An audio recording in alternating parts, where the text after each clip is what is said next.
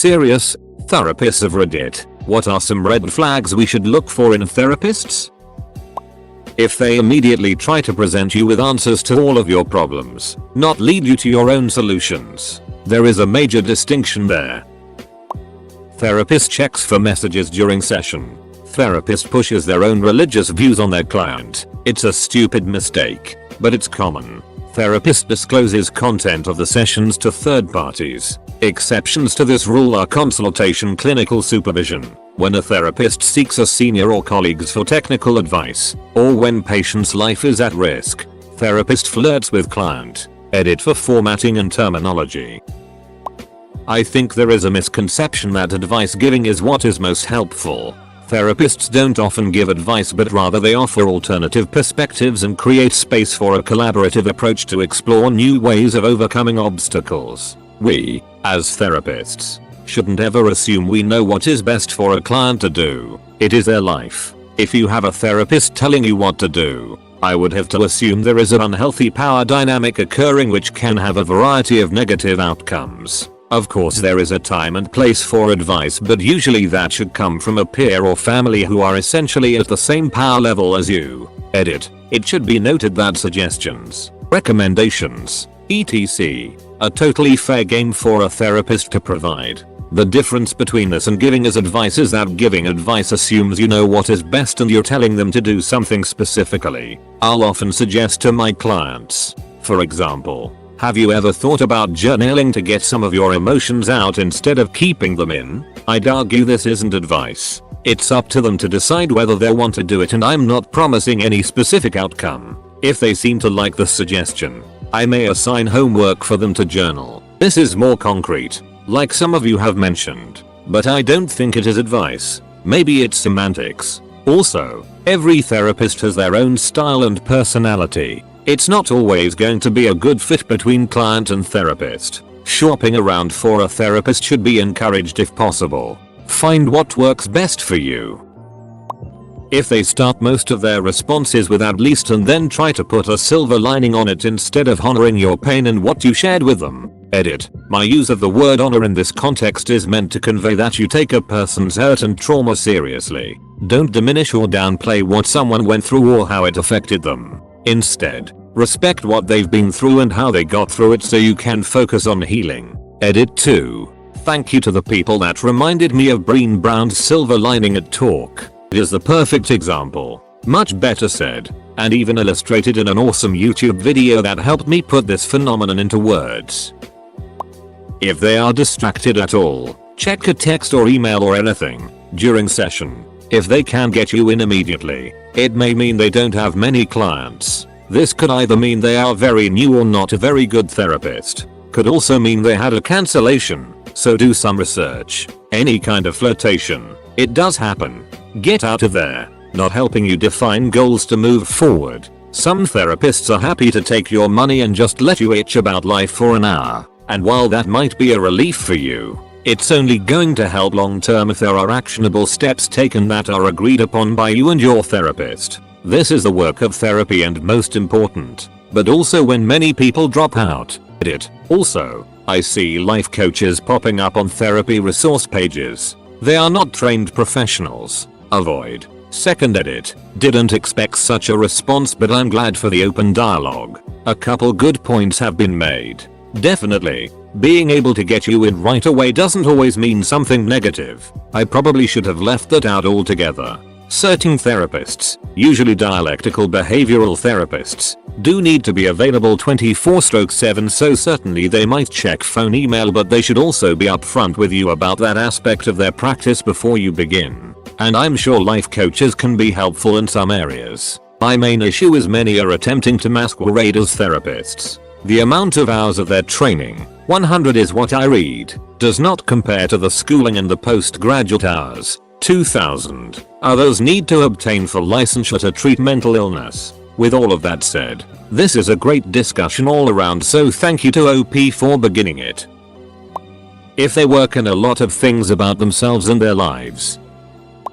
Therapist here. My role is a little different as I am a trauma-based short-term crisis therapist. meaning I just help stabilize my clients to where they can be transferred to a lower level of care. To me, warning flags are no risk assessment, no crisis planning, no exploring triggers, no plan to help you cope when faced with a trigger, especially important when triggered and out of session, no timeline for treatment, no discussion about your rights as a patient, too much advice giving. I call this could've, should've, would've people. Also giving advice about anything outside of their scope of practice, medical treatment, religious practices, legal issues, etc. In family couples sessions especially, any therapist who acts like a referee to determine who is right or wrong. Covering these items are important in therapy because it will help the patient long term in processing emotions, using healthy coping skills and problem solving on their own. I can't speak to those clinicians in private practice because I'm in community mental health, but for agency-based therapy,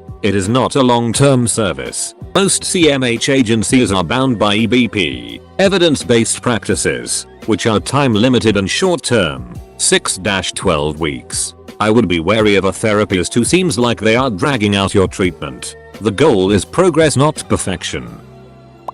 When your therapist is sure that you told them things you never did, and hold those things against you. Had a psychiatrist like that once. Glad I got a new one. The things she held against me made me look like I was actually crazy. I'd like to take this time to remind everyone that it's important to find a therapist with whom you can click. If their personality is a clash with yours or their modality doesn't work for you, it's fine to find someone else. Hell, it's expected. This is kind of my own personal style showing in a way. But I'm of the opinion that if every session the therapist is talking more than the client, there's something very wrong. It's a little normal for them to interrupt you to focus on something you said here and there, or direct you if you lose your way. But if they are yammering on and you can't even talk about what you wanted to, I'd say that's a pretty big red flag for me. That said, I'd still say give it a couple sessions before deciding on that, because the first session can often mean a lot of information gathering. So they have to touch on a lot of things. If they start pushing their religious beliefs on you. If a therapist doesn't give you an informed consent. If a therapist doesn't thoroughly explain his/her informed consent to make sure you understand. If a therapist doesn't listen to your needs. If a therapist says they are a therapist, CBT, DBT, psychoanalytic, etc., and they don't listen to your individual needs. If a therapist reroutes all your problems back to some aspect of your life. For example, if a therapist tries to make every problem in your life about your sexuality even when they are unrelated. Overall, if it feels like you aren't being heard and understood, red flag. More so, if it feels like the therapist isn't trying to understand your point of view. If they keep validating that it's okay you feel the way you do, but offer no alternative way of thinking. If they disclose more about themselves than you do, when used appropriately, it is usually a way to connect with a client. If every other sentence is I've found in my life that, they aren't using therapeutic skills. They're just going off of their subjective experience to life. For those reading all of these and wondering if their therapist is terrible because they have one of these traits, just remember, if you feel your therapist is helping and you can point to moments where they have positively changed your mindset on a memory, situation, schema, etc., then they are good for you. Someone else said it well in here. A therapist match is like a dating match. A good match for you is full of red flags for someone else. A therapist won't be perfect either. They should stick to what they were trained on and not try to dive into untrained territory because they feel you need it. The difference is a good one will explain that to you, and it's up to you to decide if their technique is compatible or not. They are a teacher at the end of the day. They should help you add to your toolbox to become happier with your life. I hope everyone reading this thread finds the tools they need. A few things come to mind right away. 1. Is there any good reason to know about their ex-husband, kids, pets, son-in-law, etc.? I think not. For $100 plus for 45 minutes the focus should be completely on the patient. 2. Should be number 1, are they licensed LMAO and is their office legit? You can check their license number, which should be readily available on their business card, invoice hung up on office wall, ask for it. Does it look like a business office or an isolated deserted building with just you and them? Do you get a creepy vibe? 3. Do you feel better or worse after you walk out? Do they approach problems with assurances or just make you feel bad about yourself? Do you go home with new tactics or strengthen tactics to deal with your life? 4. Are they building you up to function well on your own? Do they measure success by you not always needing sessions? Are they happy for you when you are stable enough to dial back frequency of sessions? 5. Are you practicing techniques in your sessions that can be used when you are on your own? Are they holding you hostage as a place to spill your guts? Or are they teaching you to practice their methods across multiple parts of your life? Therapist here. They should never make judgments about people in your life, especially yourself. It's pretty basic that you can't form an opinion on someone based on your patient's description. Doesn't mean they never say anything about the relationship, but they should seek a lot of information and only talk about people in relation to you. Not keeping professional boundaries, like sharing personal information about themselves, giving you direct advice about a serious decision, like a breakup, expressing their personal opinion strongly, any sign of judging your decisions, opinions or feelings. Therapist here. The big 3 are as follows. Talking about themselves in a way that is too detailed or detracts the attention and focus from you. Advice giving. We are not here to tell you what to do. Not referring you on when an issue is out of their competency. For example, attempting to treat LGBTQ issues without training or skills with that particular population. Does it seem like he or she is telling you what you want to hear? Chances are, you went to a therapist in the first place because something isn't going well in your life. If all they are doing is validating your way of thinking without challenging you and offering to teach strategies to help you going forward, chances are therapy from that person isn't going to be any more useful than chatting with your bartender at your favorite pub. Also, therapists too often forget that people lie. If they take patients' self-report as gospel, important factors may be missed. As a fairly young therapist, it is not unusual that my patients are unsure about me being competent enough at my age. They will think you lack the experience of an older therapist that has been longer in the job and went through more life events themselves. I think it's important for me to listen to those concerns and, if it is their wish, give them my view on this matter. Usually that's all it takes for them to get more confident in my skills. I think a massive red flag is a therapist that is getting very defensive when confronted with concerns or critique. It's usually a big sign of trust if a patient opens up about those things and a chance not to be missed. If they talk a lot about other people, especially if they sound like other patients. The worst things a therapist can do. 1. Give you solutions and telling you exactly what to do instead of helping you find them. 2. Starting with a faith approach treatment. I have known a therapist whose immediate approach is to evangelize the patient, disregarding their beliefs. A therapist is not a pastor. One thing is discussing your beliefs, another one is the therapist imposing them. 3. A therapist needs to be a blank space where the patient starts putting their ideas. Among the things that means is that should not be judgmental and should not involve or establish personal feelings towards you. Is not there to be your friend or partner. In the pre-internet era, I referred a woman with an eating disorder to a therapist who claimed to be competent in that area. She was obese and ate a Big Mac while interviewing the woman, who not surprisingly did not return. I also spoke to a woman who, while divulging the fact that her brother had committed suicide, was interrupted by her psychiatrist while he took a phone call. Therapists who don't set clear boundaries. Boundaries are very important. As someone who really needs to see one to get to the bottom of some personal go to say it is unreasonably hard to find one, even in a major city like the one I'm in. Navigating that, across what my insurance will cover, and I just end up pushing it on down the road, really discouraging.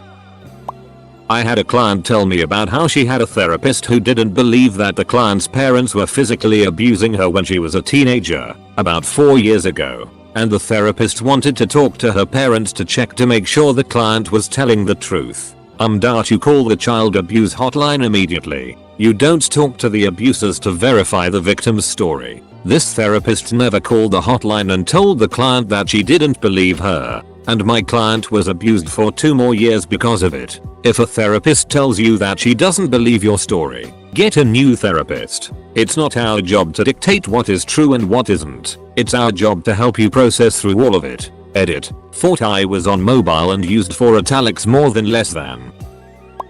I went to see a university therapist once. I was finding it hard to stay motivated. I dropped out of school because I have this devil on my shoulder that tells me I can't succeed and to give up even though I'm very bright. After the 3rd or 4th session she just says, "Well, if you're not willing then I can't help you." Ducking destroyed me. I felt like a lost cause, so I ended up skipping exams and just dropping out of uni. I had depression at the time too. Fast forward 6 years and my girlfriend saw her at the same uni. She basically just told my girl to get over herself. My girlfriend was like, "You can't just say that." She got her phone and started recording and said, "You wanna say that again?" The psychologist was so sure she was doing the right course of action she repeated it for the recording. My girlfriend took it to head administration and she not only got her fired, she got her psychologist license revoked for malpractice.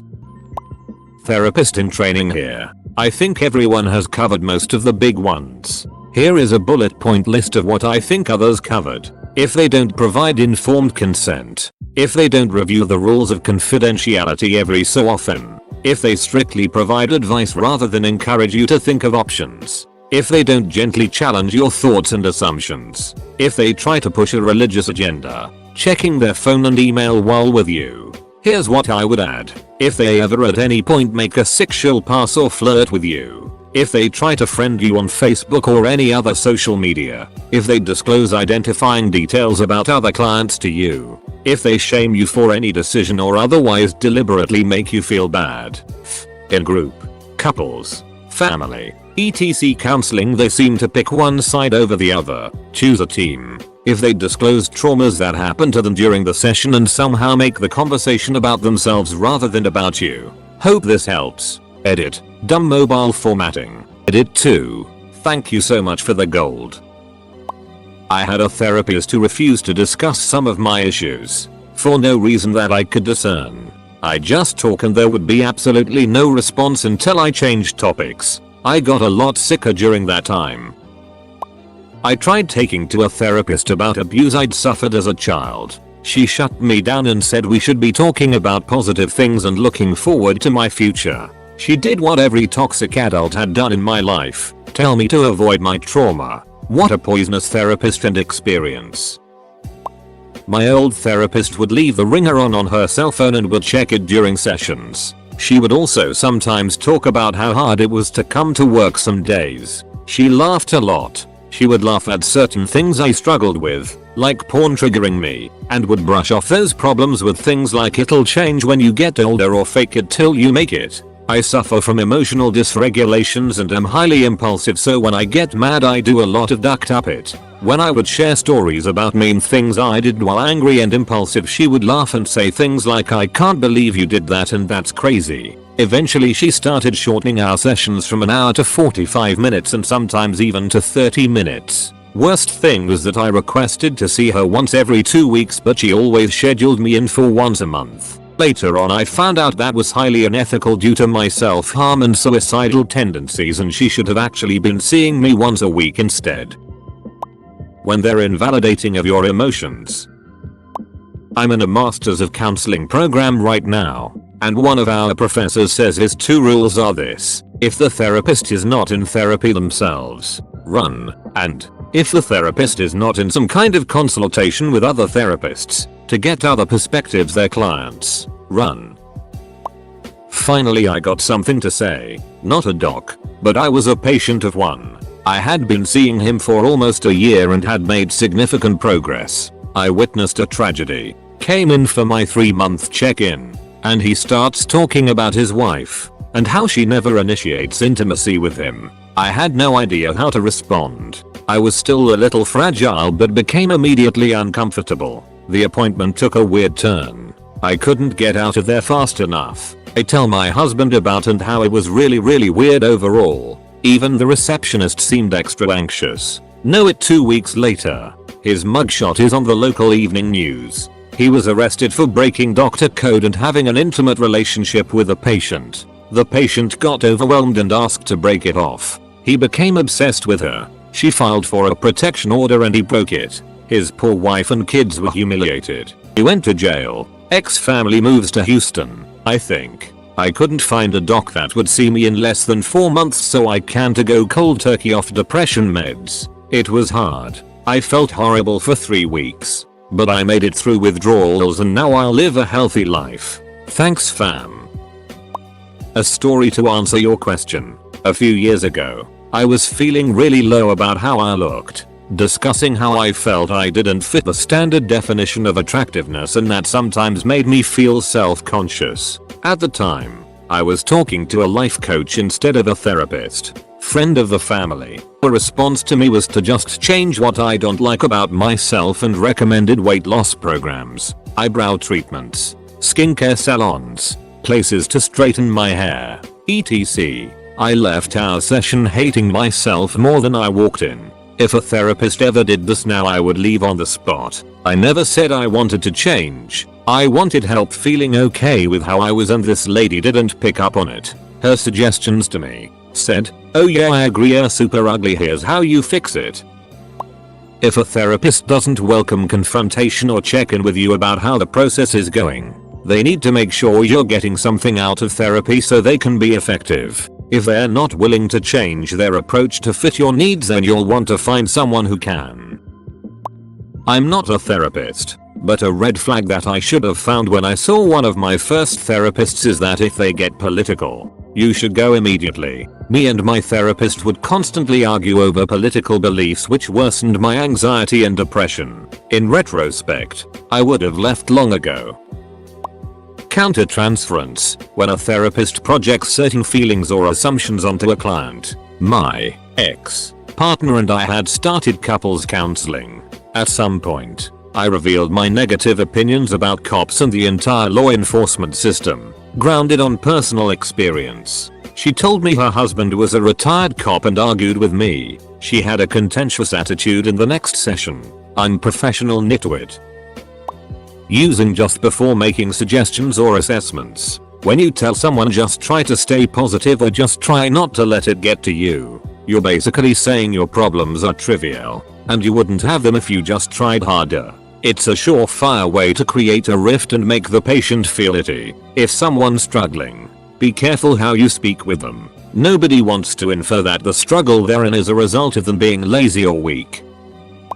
I've had a few really good therapists and a few really weird off ones. 2 in particular stand out. One asked me where to put myself on the Enneagram, and when I explained that I've adapted throughout my life and can kind of rotate throughout them, she told me that's not possible. When I did the tests and it defined me equally with some, she said I must have lied and continued the therapy but locked me into one type, and if my response wasn't typical of that one personality then I wasn't being true to myself. I'm not against enneagrams, but she treated it like a horoscope. I literally wasn't a person to her, just a type. The second one told me I needed more salt lamps at home and that the plants in his office were strategically placed to absorb my negative energy. No dude, I don't need salt lamps. I had just agreed to terminate life support on my brother. I needed to grieve. Oh, and there was the one constantly spending the whole session talking about Trump.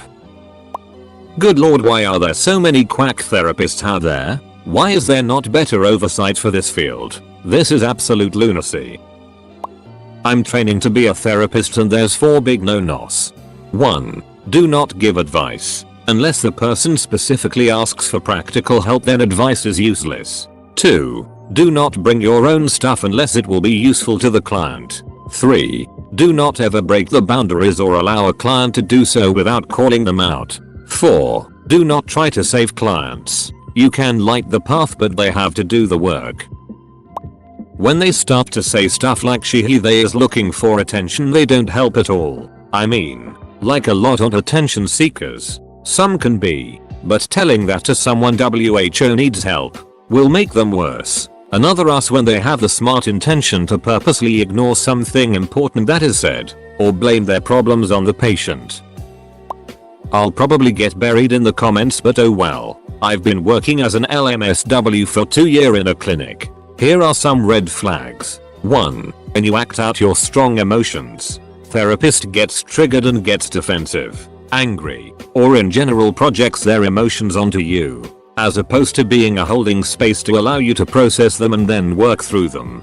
2. You feel terrible after many sessions with the therapist, and especially after talking about it, it doesn't get anywhere. 3. Therapist gives a lot of advice. Therapists aren't really supposed to give advice. They can make suggestions that you think of trying together. But if therapist is constantly pushing their values or opinions on you, something is wrong. 4. Seems to have a hidden agenda. What you want to work on is your relationship, but the therapist keeps bringing up anxiety. It could be that the therapist suspects that anxiety is the core issue. That's too many steps ahead and she should meet you where you are and slowly maybe get to the core but not rush you. I cancelled a therapist once because she kept calling me by the wrong name, after correcting her every time, and forgetting our meeting time 4 times in a row. If you talk to them about something very serious and they don't take it seriously. I talked to a potential therapist about feeling suicidal and they weren't concerned. A real therapist should take this kind of things and make sure you are safe, and report it if you are in any kind of serious danger. Pay attention to their body language. It should somewhat be mirroring your own, not to the extent where they downright copying you, but it should display the same general affect or feeling that you are expressing. If you are disclosing something incredibly difficult and personal to you, you want that therapist to be leaning in, really showing that they are listening. If they are kicked back in their chair, they may be lacking basic empathy skills. We are usually taught things like this, but honestly, it comes natural to most. However, this comes down to personal taste. You may find you prefer the more cinematic representation of therapy you see in movies, TV shows,